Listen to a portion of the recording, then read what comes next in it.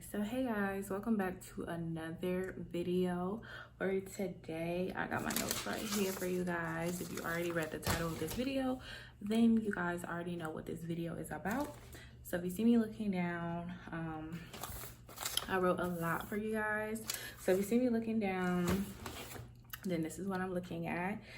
Today's video is going to be advice and tips for upcoming skincare business owners. Okay, skincare can be like facial products.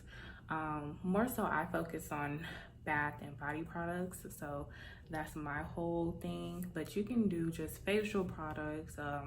You can work on like yoni products or things like that. So my specialty is just bath and body products. So, and I probably will make this in 2 parts because I just have a lot of advice and tips that I can give you guys when you first start out. So this will be part 1, and you guys can let me know in the comment section if you would like part 2. I'm not a professional, I'm not an expert or anything like that.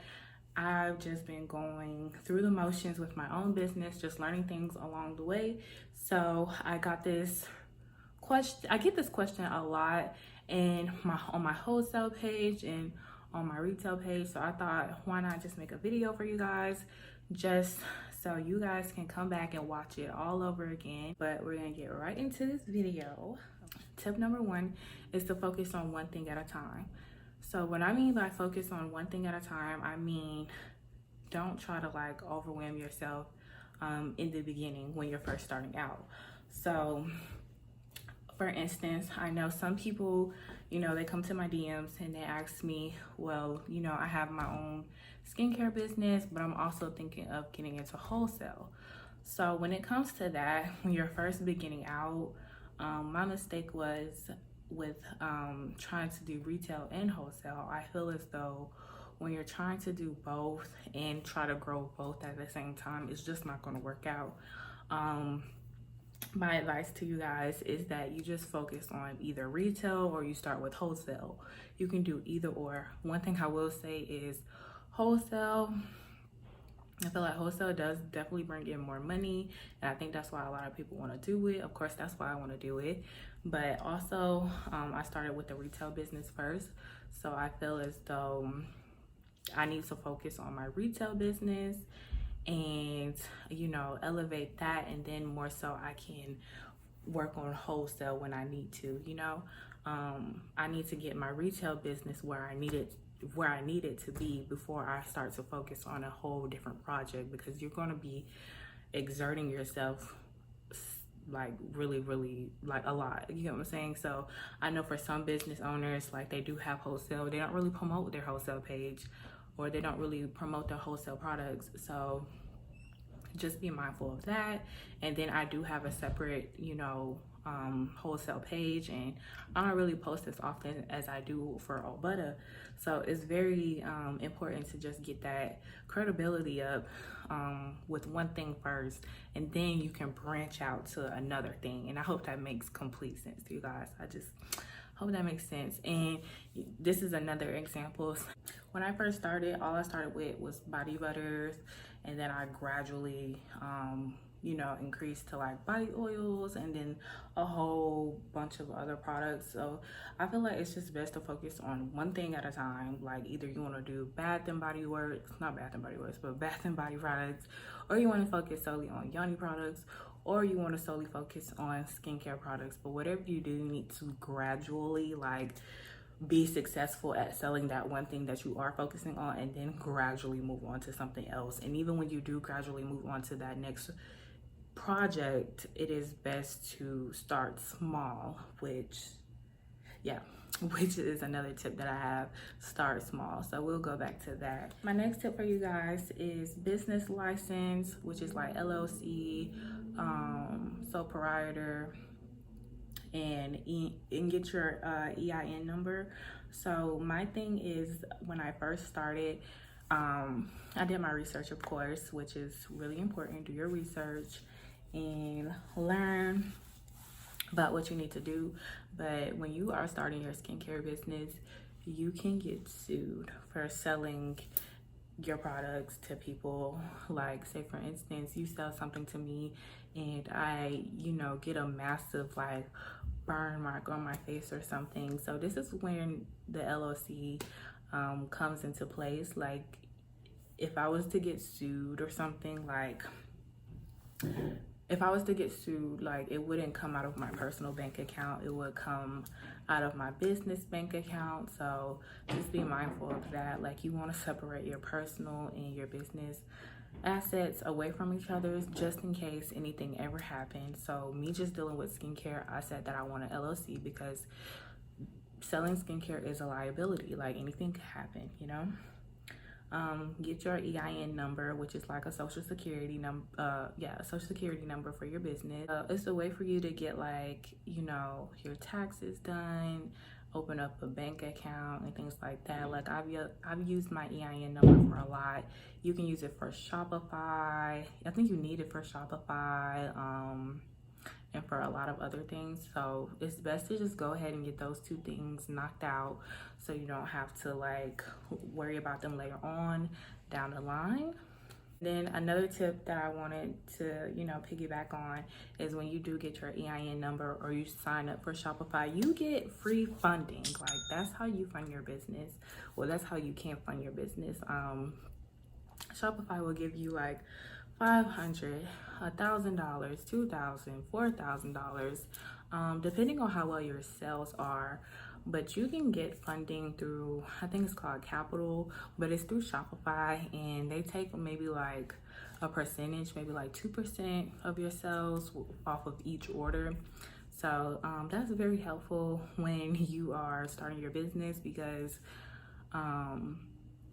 you're gonna need funding. Like, we only make so much money depending on what you do, but I only make so much money. So that is very, very helpful to have some type of funding to just help you and your business grow. Third tip is start bookkeeping for your taxes. My thing is, when I would go to stores and things like that, like, I would throw away my receipts. Like, like if you go to like Target or something, I would just throw my receipts anywhere. It is best to like keep a book. Oh yeah, it is best to just keep a book. This is a home finance and bill organizer. So let me see, I can show you guys. So look, I haven't been doing my bookkeeping, so just but yeah, I just like went through everything, what I spent for May, how much that totaled out to be. In April, I spent $4,000. May, I spent $2,000 on just supplies alone. And I just keep receipts in here. See, my loose receipts, stuff like that. I definitely have like a drawer where I keep receipts. So that is very mindful to do because you do need to pay your taxes.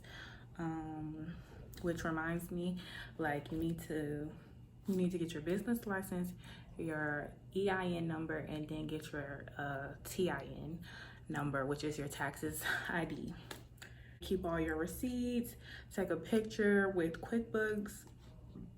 I tried using QuickBooks, but that just wasn't my thing. I may start back because having a bunch of receipts is like a little bit overwhelming. A thing I do recommend though is like when you do have like a business email, start an email that has like, okay, so my business is Obutta, it's help.obutta@gmail.com. So one thing I recommend or advice I give is to have an email. So the email could be like invoices.obutta@gmail.com, which will allow you to purchase. I would say, like, when you're asked to give your email when you make a purchase for your business, use that email so the invoice can go directly to that email, and then you have like an organization system already set for those invoices that don't really get printed or put in the box. They just automatically email. So that's a way to do that.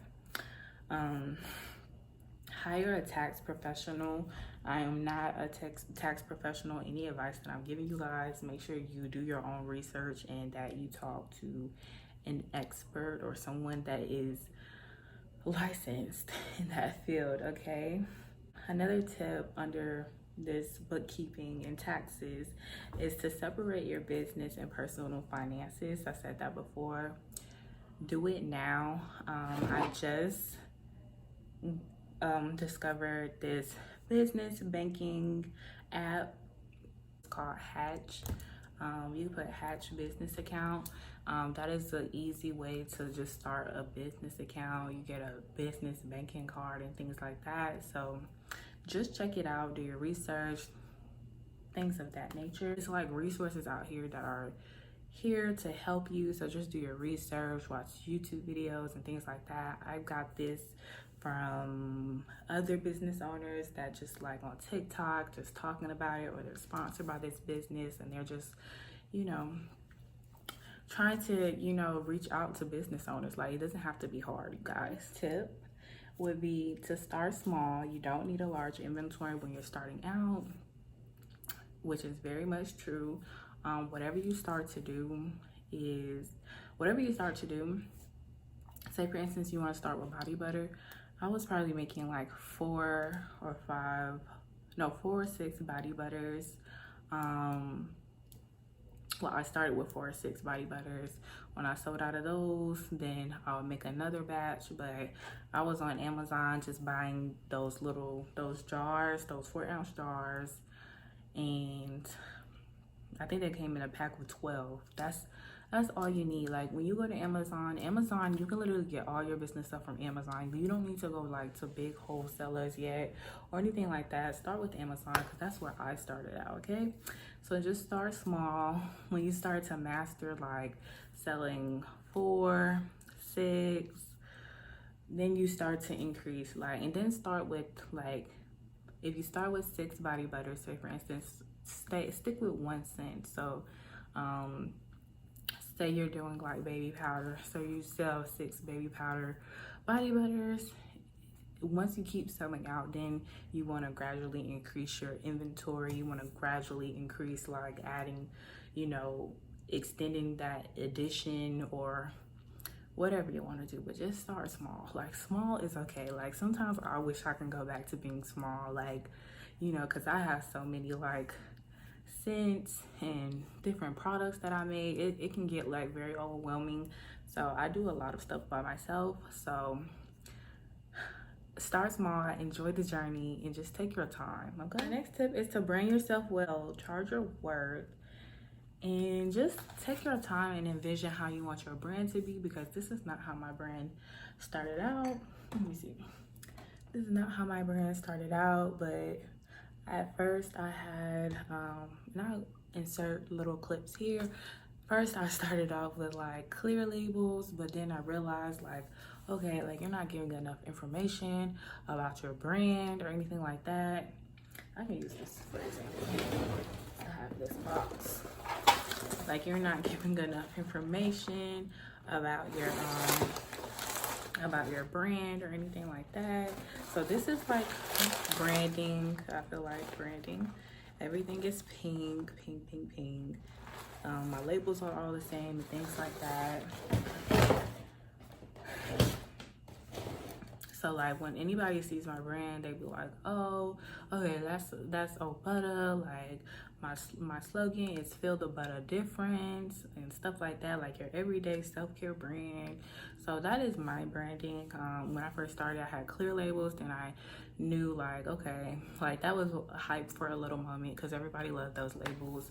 And then I went on to do some different labels, which I'll keep inserting pictures of like what I've done. But I went on to some different labels just to add like, you know, a little spice, but I didn't like those either. But I ended up just making some of these, and it has like directions, ingredients, do a patch test, my logo. All your products need a logo on it, so make sure you are putting your logo on everything, literally everything. What the scent is, you know, 100% natural oils and butters. I always say that all the time. And then something that's like This is something I just wrote on all my products. So butter is where you don't have to compromise your skin's health to smell good, based in Atlanta, Georgia, things of that nature. Do not copy anybody, y'all, okay? Be creative and go outside the box and really think, how do you envision your brand? How do you want to brand yourself? How do you want people to see your brand? Because I see some other brands and they're like, the body butter is like literally like their branding or their brand is like so luxurious, and it's just like, oh my gosh, like, you know, they got bow tie boxes and things like that, like, oh my gosh, like. But just brand yourself. How do you envision your brand? Like, you know, I see my brand as like fun, girly, but sometimes we can get down to business with the men's collection, which I have here. So they have like a black box, and this is like a unisex collection because I usually cater more to women, but some women like that musky sweet scent, so I have those too for women. So just brand yourself well. Envision how you want to see your brands and go from there, okay? And charge your worth, okay? Like when I first started out, I was charging $7 for body butter, and that was just not enough. Like I was not making enough profit, so I had to like reevaluate myself.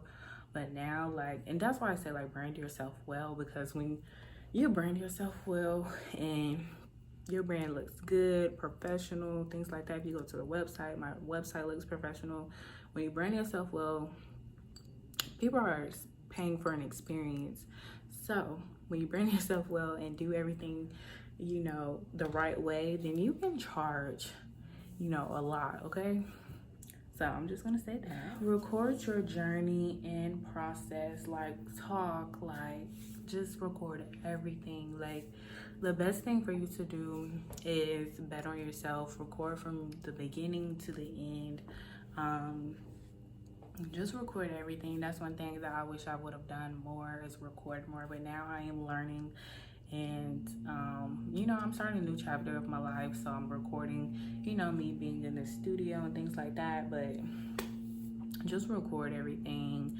Do talk, like, what is it, voiceovers and things like that. Like just show yourself making products. Talk about your ingredients. Like I'm a Virgo and I'm very like harsh when I say stuff, so please don't take this offensively if this is you. But if you are the type of person that doesn't like to talk about their ingredients, like to hide their ingredients and things like that, then you do not need to start a business, because there is no one else like you, okay? So I don't hide my ingredients. I don't hide anything that I do, because first of all, I want to be transparent with my customers, and whoever tries to copy me, I don't care. Like, you're not me. You don't do the same thing as me. Your customers aren't for me. My customers aren't for you. It's just, you just have to keep that in mind when you're doing stuff. So make sure you talk about your ingredients. People want to know what they're putting on their skin. People will not buy from you if you're hiding your ingredients. So just be mindful of that. People have allergies, and you do not want, you don't want to get caught up in something like that if somebody has a bad reaction or allergic reaction to your products because you decide to not enclose what type of ingredients you were using and things like that. So just be mindful of stuff like that. Like, that's a pet peeve of mine. So please do not do that. Like, that is very unprofessional and you can get sued, okay? Step outside of your comfort zone. Just be yourself. Like, I'm being myself. I get on here and I don't want to get on here sometimes, but I do it because people are looking for me. They're looking for my advice, my tips. That's, you can see we're doing this video now, and they're just looking for a Zaria, like, you know, whatever your name is, my butter babes, but whatever you do, whatever your name is, you know, people are looking for you in the industry. So just be yourself. Step outside of your comfort zone. Like, I've always wanted to do YouTube, and it's like the only way I can do that is if I really put myself out there. So just be mindful of that. Show yourself and be the face of your brand. Like, I think that's why more people are willing to buy from you, because, okay, you're not like, you know, You're not like other brands. You're not like Gucci or somebody and they don't know who they're talking to or dealing with. Like, of course you can go research who these people are, but you don't see their faces on their like Instagram page or anything like that. Like, you don't see their personality and who they are as people. So show your face, be your brand, and just have fun, y'all. And that is my last tip for you guys. I hope you guys like this video. Make sure you like, comment, subscribe, and I will see you guys for part 2 of this video next week, okay? Or probably this week, but just stay tuned and subscribe, okay? Thank you guys so much, and I hope you guys enjoyed these tips, and then I'll see you guys in my next video.